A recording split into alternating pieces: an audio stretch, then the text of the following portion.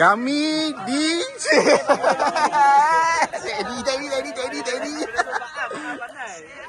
Waktu ni kita tengah packing barang tau. Jadi selepas tu dah siap-siap packing, kita letak ke dalam van, kemudian terus bertolak ke Kuala Tahan.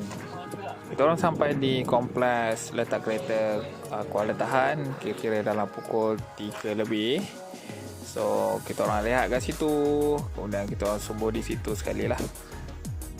Disebabkan kita orang sampai awal, so perut kita orang dah start berkeroncong. So kita orang cari warung terdekat lah sekitar situ. Waktu ni muka masing-masing tengah senyum tau. So memang kenangan ni tak dilupakan sangat-sangat lah.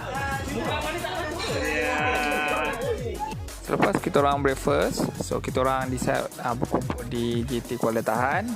Dan sebelah kanan aku ni sebenarnya guide kita orang, iaitu abangku.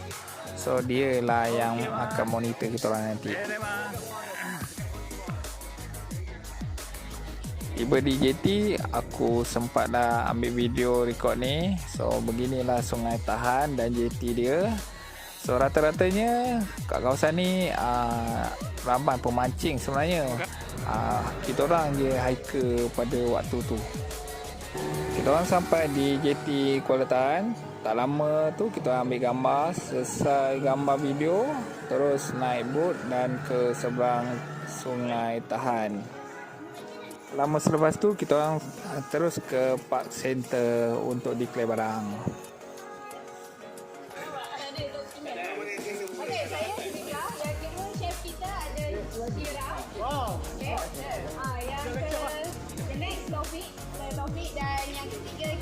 Selesai kita orang buat declaration dengan Jabatan Pendidikan. Organizer kita orang Syafiqah ajak sukenan antara kita orang. Seperti biasalah, mana-mana trip pun mesti dia orang ada buat sukenan. Okey,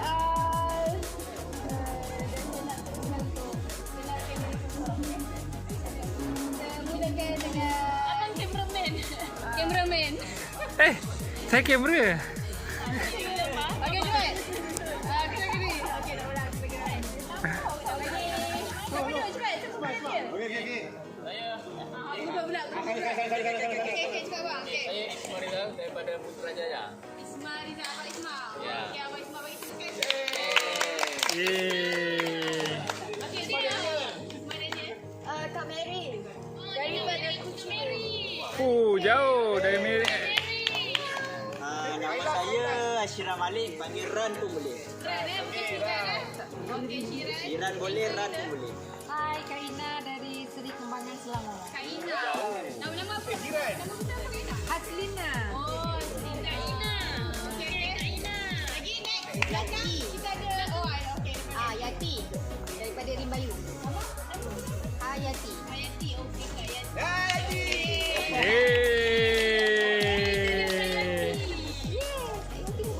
Okey, sebelah. Saya Nini. Nama punya panggil saya kakak. Saya mungkin terpaling muda. Nama betul apa Kak? Iriani. Iriani. Okey, Panggil Nini je. Oh, bukan panggil Iri ya? Iri hati. Nini. Okey, Nini. Okey, lagi sebelah. Saya Syah. Oh, Syah Zindan. Okey, lagi next. Oh, ni Umar ni. Oh, ni yang nakal ni. Omah Hana. Dia keluar masuk. Itu ada. Okey, next. Hafi. Hana ada. Hana yang bujur dia. Oh, yang Hafi. Okey, Abang Hamid. Okey. Next, sebelah tu. Saya Amin. Abang Amin. Semua abang saya budak sekolah ni. Saya ke dong. Okey, sebelah. Saya repeat. Okey, abang Brevin. Salam. Oh, ni Chan. Tulis nama Chan ni. Orang minta nama penuh tulis nama Chan. Okay, next. Nama Syira. Syiran. Syira. Kalau Kak Mimi paling muda, saya paling tua.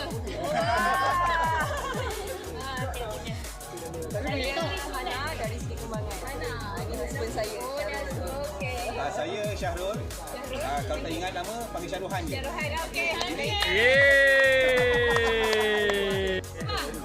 Faiz dari Sabah.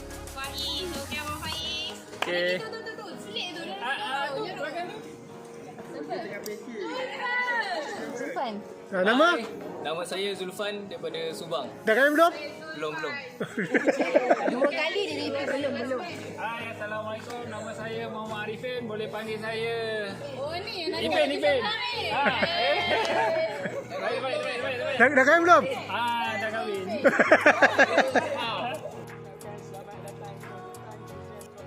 Selepas berkenal antara kita orang, kali ini kita orang dengar pula arahan dan taklimat daripada juru pandu dan penolong juru pandu. Kita orang punya juru pandu iaitu Abang Engku dan penolong juru pandu iaitu Farhan. Okey, yang kecil-kecil molek ni Farhan nama dia. Gumur. Kita gunung tahan. Dalam sambil-sambil kita gunung tahan tu, tolong jaga keselamatan. Nombor pertama. Nombor 1 yang paling penting sekali. Dalam kita suka-suka bergurau tenda, keselamatan kena jaga betul-betul. So, waktu berjalan nanti, waktu trekking, jangan berjalan seorang diri. So, kurang-kurangnya mesti ada 2 ke 3 orang kawan kena teman. Okay, sama juga kalau dekat campsite, nak pergi ke tandas ataupun nak pergi mandi ke, mesti berteman. Jangan pergi seorang diri. Boleh? Okay. Lepas tu, yang kedua, sampah. Sampah kena jaga. Jangan buang merata, kena simpan. Jangan membakar. Lepas tu yang ketiga, waktu on track jangan terlalu ria sangat. Orang panggil dia sangat. Excited sangat. Galak sangat. Sebab nanti bila galak kan, kita tak tahu apa yang ada dekat sekeliling kita. Macam binatang ke, ada pokok ke, kembang ke, pokok. Kita tak dapat collect benda-benda yang macam tu. Okay? So sebelum itu, kita nak tanya ada yang berpenyakit tak? Contoh ialah, ada penyakit-penyakit sendiri ke? Cari penyakit tak? Dia yang ni kak, untuk kesihatan ni, saya tambah penting tau. Sebab kita nak tahu, contoh kalau dia ada asma tu, kita dah boleh tahu. Maksudnya, contohnya emergency case ke apa ke, kita dah tahu dah individu ni dia lambat sebab apa. Macam tu. Sebab perjalanan kita tak sama. Mungkin pace orang berbeza. Macam tu. Jadi dia akan ada yang depan, ada yang belakang. Jadi senang untuk saya nak attract, saya nak apa nama, nak attract yang bermasalah lah nanti. Macam tu je lah. Jangan malu-malu. Jangan risau, tak ada masalah pun. Beritahu je. Personal ataupun sekejap lagi ke beritahu ada sakit apa ke beritahu. Itu satu kali je. Patah balik semua kena patah balik. Itu syarat dia. Expedition ni untuk gunung tahan ni selama 7 hari ni adalah paling utama sekali safety. Kedua, safety. Ketiga, safety. Okey. So apa sebab cakap safety tadi? Waktu ni masing-masing tengah fokus dengar segala arahan yang diberi oleh juru pandu. So memang masing-masing kena ambil maklum. Bukan apa, untuk kita ingatlah bila masa on track, masing-masing ingat apa arahan yang diberi oleh diorang. Alright. Jadi selebihnya tu nanti Berdasarkan info daripada juru pandu, starting point ke camp melantai kira-kira 14 km lah. So waktu hari pertama tu memang santai gila lah. Cuma naik bukit sajalah. Tak tahulah santai gila tu macam mana, tapi 14 km tu perit dah sebenarnya geng. dia musim kering ni. Jadi animal track dengan track asal dia macam sama je. Jadi sebab tu tadi Farhan dah tekankan untuk tadi supaya by group, jangan jalan dua seorang kan. Contoh kalau dia tak boleh nak catch up yang depan tadi, tunggu yang belakang. Jalan sama-sama. Macam tu je. So kalau confused, elakkan stop dulu. Tunggu guys. Sebab nanti kita orang Farhan akan depan, saya akan belakang. Macam tu. Ataupun tengok keadaan macam mana. Ataupun mungkin saya duduk di tengah ke. Tengok keadaan semasa. Alright. So untuk strategi perjalanan hari esok, saya akan briefing pada hari esok lah. Okay. So sekarang ni saya tak tahu ada apa-apa soalan ke tak ada. Makin Yellow list ada tapi tak semua lah. Kalau dulu kita ada jarak dia lebih kurang dalam 500-100 meter ada marking lah, ataupun kita panggil dia macam plate ring tu kat pokok. Tapi sekarang ni sebab benda tu tak clear kan lagi. Tak berapa clear, ada setengah tak ada. Tapi tu cakap kita ada marking track. Marking track ni maksudnya kesan yang pokok yang dah dicantas. Maksudnya itulah laluan kita. Dia akan ada laluan yang smart tamon yang jatuh tu kita divert jalan tu sikit je. Ke jalan asal. Maksudnya kalau kata confuse je, by group kan. Seorang tu stay lah. Ataupun yang group tu stay, seorang tu pergi tengok kiri ataupun kanan tu mesti ada track dia. Bila confuse je, cuba patahkan sikit lah untuk marking untuk kawan yang belakang tadi lah. Yang di mana contohnya group yang jalan depan lah biasanya. Okay, so next soalan. Bila nak gerak? Okay. Oh gitu ada. Okay. So saya bagi masa 10-15 minit lagi. Muka tak balai lagi. Selesai kita orang dengan taklimat Jurupandu, kita orang terus ke checkpoint seterusnya iaitu checkpoint Bukit Melantai. Sebelum kita orang sampai di checkpoint Bukit Melantai, so sebenarnya kita orang dah tersasar beberapa kali laluan tau, disebabkan oleh laluan gajah. Jadi kita terpaksa patah balik, kemudian cari laluan yang sebenar dia lah berdasarkan daripada GPS Brother Syarul. So kemudian kita orang teruskan perjalanan ke checkpoint Bukit Melantai. Tetapi sebelum nak sampai tu ada beberapa pokok tumbang. Ada yang terpaksa diorang naik pokok tumbang yang pokok balak besar. Gitulah. Itulah pengalaman kita orang pada hari pertama.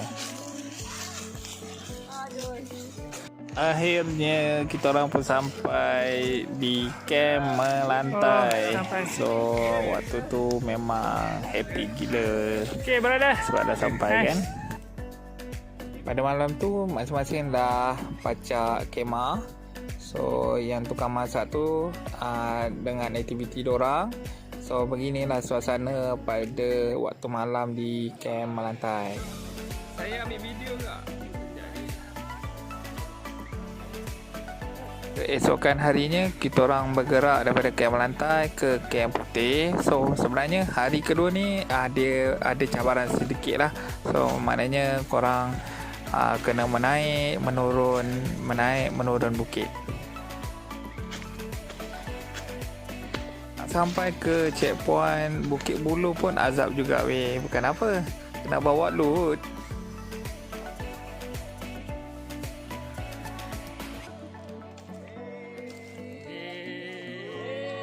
Sampai ke checkpoint Bukit Bulu pun azab juga weh. Bukan apa, kena bawa load.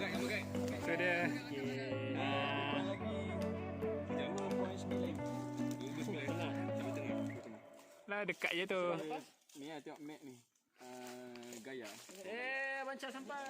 Okey, yang ini kita orang terlepas Video Bukit dah, Jepun. Muka-muka penyesalan dah terlajak kan.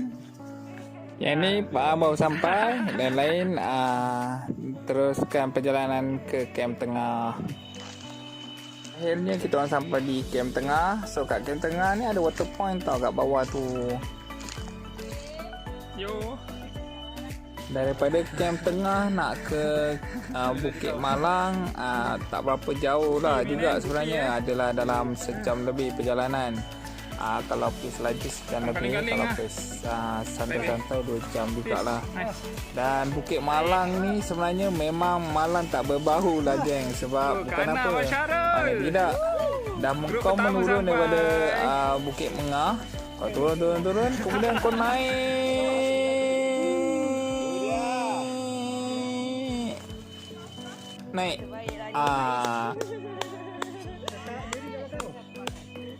Aku pembarai oi. Bersambung. Kami macam. kau tengok tu Kak Ana cakap bersambung-sambung macam dia geng. Tu nak rupa-rupa yang dah sampai. Pewai tak?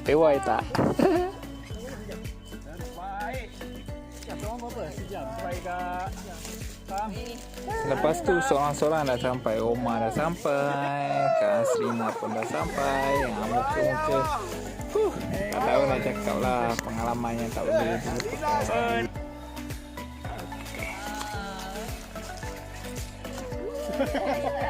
Dari Bukit Malang ke Gunung Raja tak jauh pun sebenarnya, dalam 15 minit. So Gunung Raja ni bukan Gunung Raja yang kat Bentong tu. Ini betul-betul dalam taman negara. So tinggi pun tak berapa nak tinggi sangat lah berbanding dengan Gunung Raja yang sebenar tu di Bentong.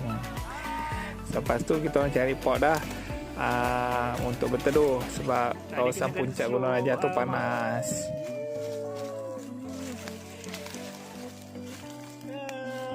Depan tu Gunung Raja. Lepas Gunung Raja. Buat foto. Yeah.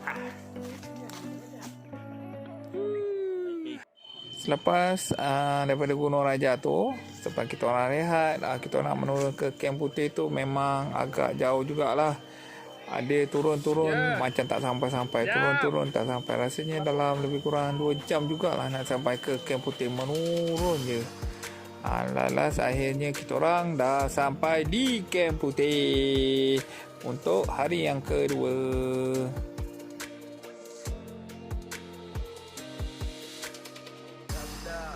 Itu bangsawan kat atas tu. Semadi. Kan, ni tuan dia, tuan kemah. Ni gotong royong. 4 orang Tiga orang dalam gotong royong. Tarik benang.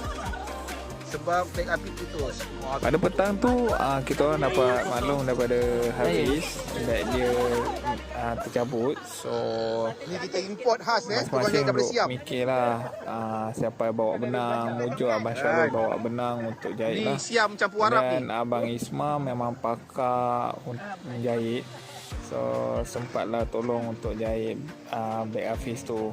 So, selain daripada Isma, so Amin pun tolong sama-sama untuk membantu. Memang terbaiklah diorang semua sebab ada kerjasama antara diorang. Okey, di hadapan aku ni Sungai Tahan. So esok harinya untuk hari ketiga kita orang kena crossing sungai ni. Inilah rupa sungai dia yang kita kena crossing. So hari ketiga kita orang bersiap-siap lah untuk bertolak daripada Kem Putih ke Kem Teku. So inilah rupanya dia orang tengah bersiap-siap. Untuk lintasan pertama kami di Sungai Tahan. So beginilah rupanya. Nampak struggle. Sebenarnya nampak macam biasa tak sungai ni. Kalau dari atas nampak tenang, tapi arus di bawah dia sangat deras dan batuan dia sangat licin. So kalau tak berhati-hati, kemungkinan akan jatuh. So kena berhati-hati. Okey, selepas lintasan sungai yang pertama, so sekarang lintasan sungai yang kedua. Sama je lebar dia dan masih lagi deras. Dan tengoklah diorang tengah struggle. Ni aku ambil daripada atas lah, atas tebing sungai. Terbaiklah semua. Crossing Sungai Tahan guys. Alright, kita menyusul next crossing yang ketiga. Untuk sampai lintasan sungai yang ketiga, so perjalanan ke sana tu makan masa lebih daripada 30 minit. So agak panjang berbanding lintasan yang kedua tadi. So yang ni aku jumpalah sepanjang on track. So jumpalah anak sungai di tepi-tepi tebing tu. Cantik kan? Akhirnya dah sampai juga di lintasan sungai yang ketiga. Nampak tu. Jadi kawasan situ dia tak berapa nak deras, cuma besar saja. Sungai yang ketiga ni dia tenang sikit, tapi cuma dia dalam paras-paras pinggang lah.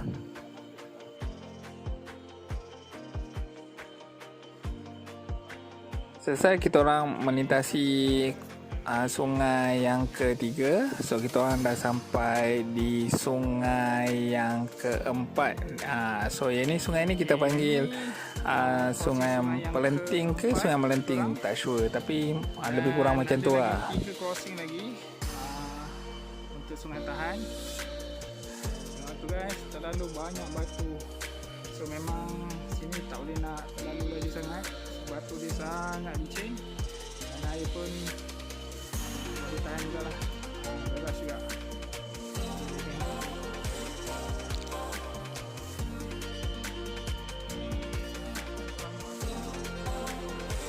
Sebelum sampai di lintasan sungai yang kelima, so kita orang terpaksa melalui jalan di tebing sungai. Tapi kawasan tebing sungai tu memang sangat berbahaya lah. So walaupun berbahaya, kawasan tu disajikan satu panorama yang sangat memukau. So memang cantik kan.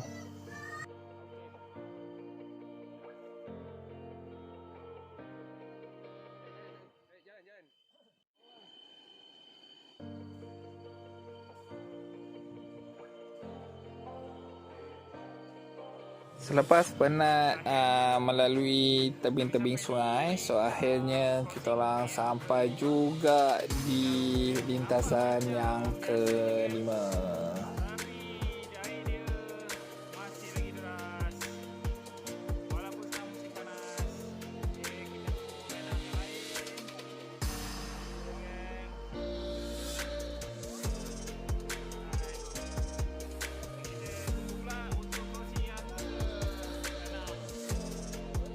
Selepas tu tak jauh daripada lintasan yang kelima, so kita orang menuju ke lintasan yang keenam. So sampai di lintasan keenam, inilah kawasan lintasan dia. Lintasan yang keenam ni tak adalah terlalu lebar macam lintasan sungai yang sebelum-sebelumnya. Jadi yang ini agak mudah sikit lah. Lebar sungai ni tak berapa besar atau panjang. Waspada lah. So selepas ni kita akan menuju ke Kem Teku. So ada lagi satu proses sungai yang ke-7 ataupun proses yang terakhir. InsyaAllah dalam sejam setengah akan sampai lah. Sementara kita orang on the way ke Kem Teku, tak jauh daripada tu. So dalam perjalanan tu terdapat satu kawasan air terjun yang cantik. Walaupun kecil tapi okey lah, nice lah. Sebab view dia kat situ kan, dengan pokok dengan akarnya kat situ. Yalah, kawasan air terjun tu kecil, mini fall. Lepas tu dia berdekatan dengan sungai, main sungai. So memang nice lah ambil gambar kat situ.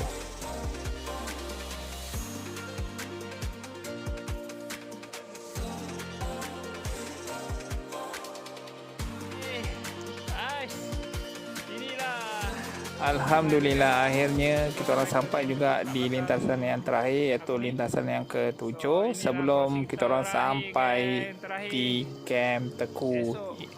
So jadi lintasan ni ada 2 cabang, satu Sungai Teku dan satu lagi Sungai Tahan. Inilah dia kawasan dia. Diorang sedang menjemur pakaian. Ya. Pakaian.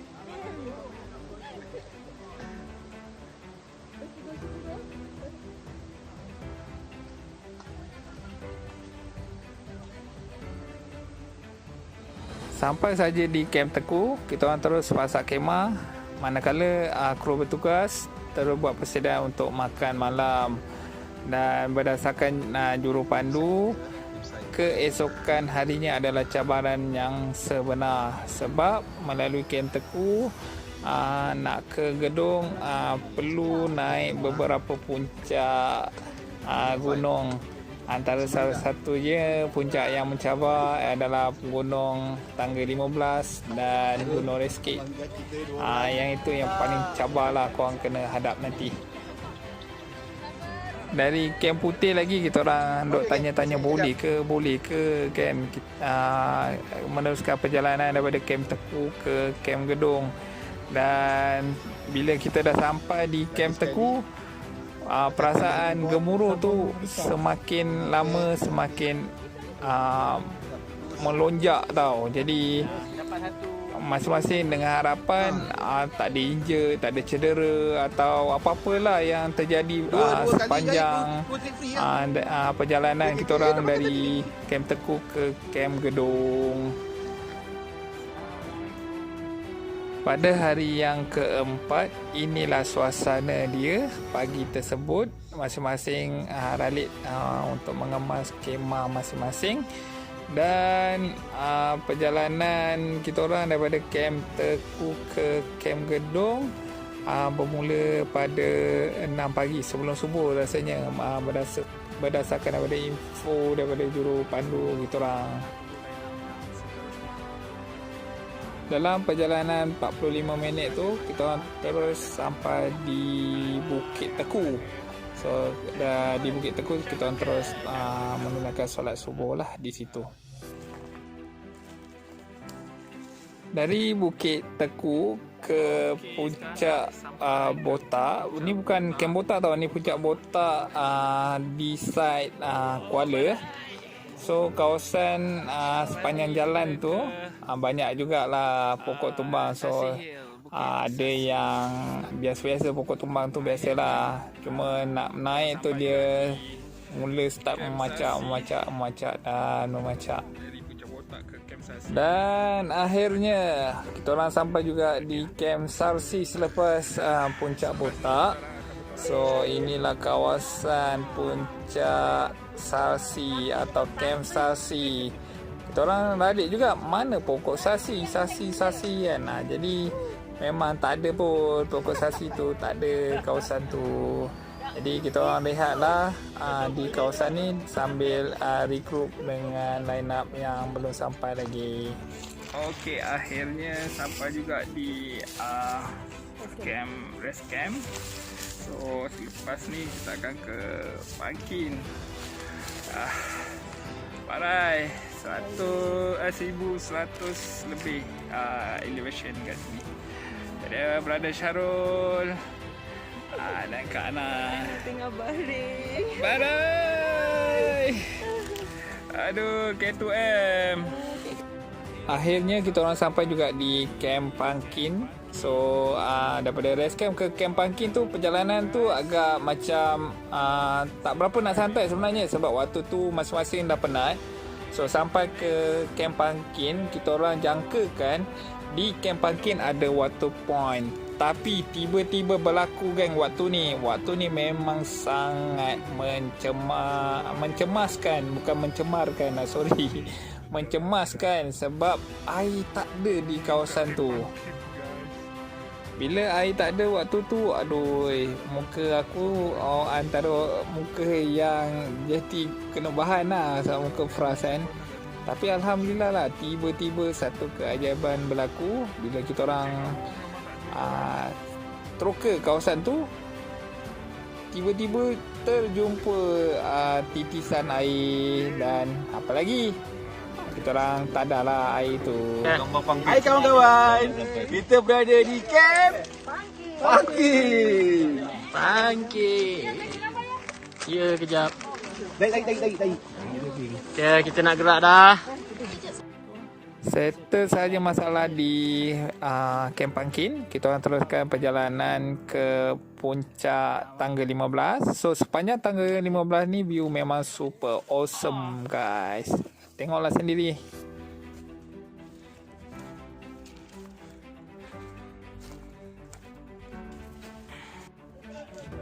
Masya Allah, cantik guys. Tu dia ujung sana, Gunung Tahan. So insyaAllah hari kelima kita akan ke puncak Tahan, InsyaAllah. Okey, sampai kat sini je aku dah mula hypoglycemia.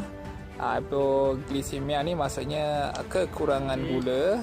So bila kekurangan gula tu aku dah terlalu penat sangat. So aku hanya mampu terduduk kat situ bila sampai. Untuk tunggu masa je untuk recovery balik, sebab benda ni bila kau dapat pemanis ke gula-gula ke apa-apa ke, dia akan elok balik lah. Yang penting jangan kurang gula dalam darah. Sampai saja di puncak tangga 15, korang kena hadap beberapa tangga, sama ada menurun ataupun menaik lah, dan tangga terakhir terletak sebelum sampai di kem gedung. So inilah rupanya tangga dia, memang sangat tinggi dan berbahaya. Aku tak sempat nak rekod. Inilah rupanya pemandangan selepas subuh. Memang pengalaman ni aku takkan lupa sampai bila-bila, sebab tu aku simpan dalam video klip ini. Korang saksikan, cantik kan? Finally kita orang sampai juga di kem gedung pada pukul 11 malam. Sebab banyak sangat rehat di kem Reskit. Inilah kawasan dia. Ada satu lagi pemandangan yang aku tak boleh lupa, iaitu di Lembah Teku ataupun aku panggil Lembah Canyon. Dalam view ni memang super duper awesome. Selepas tu kita orang bertolak daripada kem gedung ke puncak tahan pada hari yang ke-5. So jadi ini adalah sebahagian daripada puncak gedung, dan korang boleh nampak sendiri kem gedung di bawah sana. On the way dari kem gedung ke puncak tahan, so guide kita orang, abang engku, diorang tunjuklah satu kawasan yang ada sepihan kapal terbang yang pernah berlaku pada 1941, dan mangsa yang terlibat pada tu ialah askar Australia, Lloyd M. Smith. Kau tengoklah kat sendiri footage ni dari puncak gedung. Selepas menyusuri puncak gedung, so puncak kedua yang kita orang sampai pada ketika tu ialah puncak Puteramadi. Ini berdasarkan daripada info daripada jurupandu kita orang, iaitu abangku. Ini berada di antara puncak gedung Okey, waktu ni memang dah tak jauh dah daripada puncak tahan, sikit lagi, dalam 15 minit ke perjalanan kot. 15 minit ke 20 minit perjalanan. So waktu ni aku memang santai gila, aku lepak, aku tidur, layan view kat situ sebab aku malas nak bergerak laju. Kenangan yang aku tak boleh lupa bahagian part ni, kat kawasan sebelum kita orang rehat ni memang banyak kawasan air lopak. So memang air dia jernih, so boleh minum kat kawasan tu. Pantai dah haus gila kot. Tunggu apa? Selepas aku rehat sebelum sampai ke puncak tahan tu, aku ambil duduk dulu kat bahagian lopak-lopak, dan akhirnya aku seorang di jalan waktu tu, seorang sampai menuju ke puncak tahan. Inilah dia view puncak tahan guys. Tanah buat daki dan tanah semua tanah guys. Baik.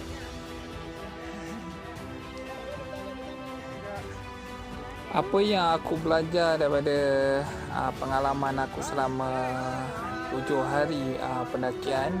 So the moment bila kau sampai di puncak, suatu kepuasan yang tak boleh kita bayangkan. Even sendiri aku tak boleh nak bayangkan. Dan that moment memang sampai bila-bila aku takkan lupa. So banyak perkara yang aku boleh belajar dan perbaiki. Alhamdulillah. So inilah gambar, satu-satunya gambar the moment yang aku tak boleh lupa. Masing-masing ceria bila dah sampai puncak.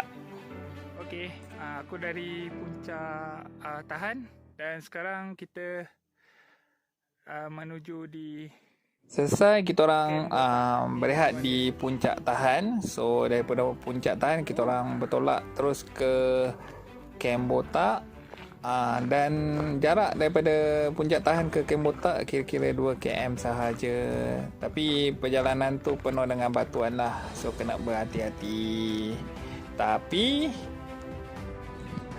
banyak tapi pula Jadi on the way kita orang daripada puncak tahan ke Kem Botak tu, kita orang disajikan satu pemandangan yang sangat cantik pada waktu senja tu.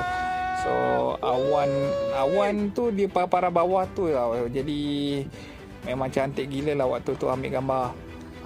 Jadi yang mana yang luck tu memang dapat gambar cantik gila kat situ.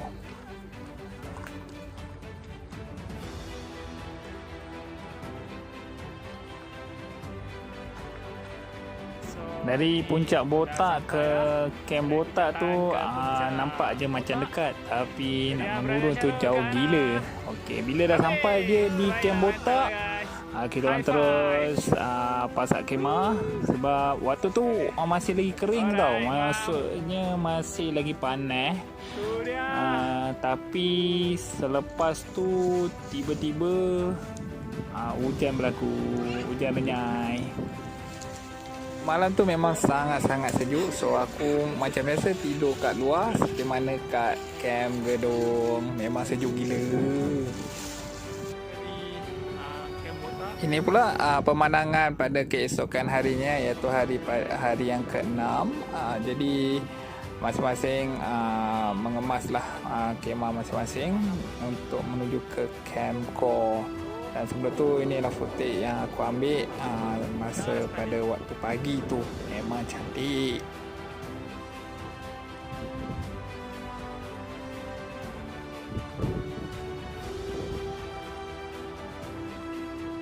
Sebelum kita orang sampai di Camp Core, kita orang perlu lalui beberapa checkpoint, iaitu pertama Camp Bonsai, kedua Camp Belumut, ketiga Camp Kubang, dan terakhir Camp Pematang.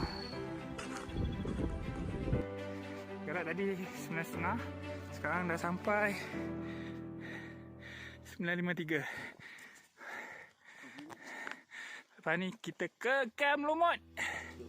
Kita dah sampai di puncak Belumut. Okey, cabaran yang sebenar antara keempat-empat checkpoint. So daripada Camp Kubang ke Camp Core, so pacak Lui. So kalau korang menuruni kawasan tu, memang korang kena berhati-hati lah, sebab memang pacak gila.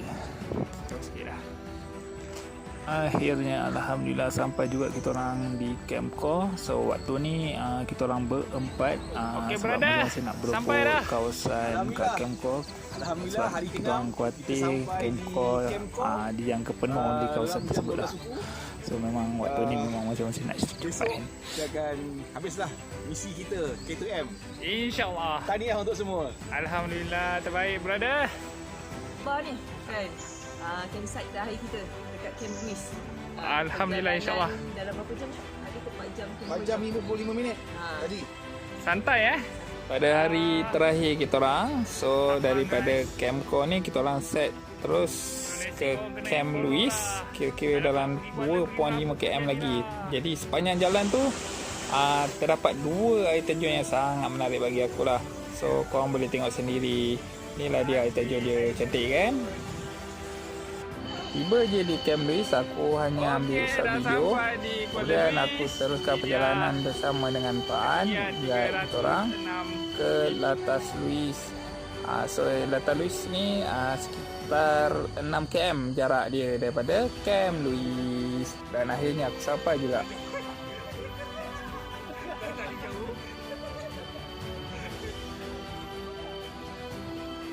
Ketibaan.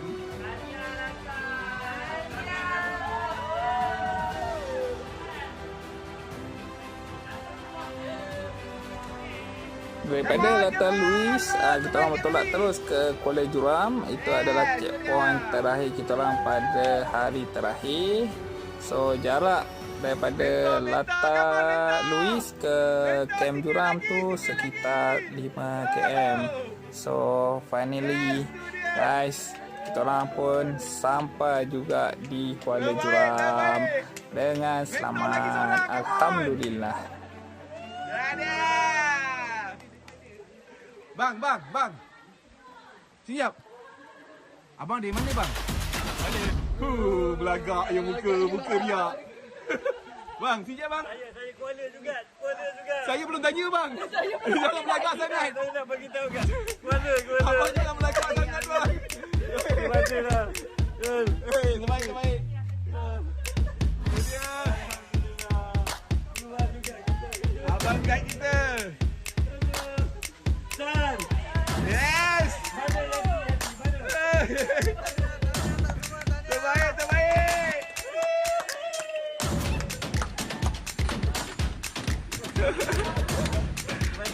Ma. Baik, Ma. Masih. Jal, terbaik, Jal.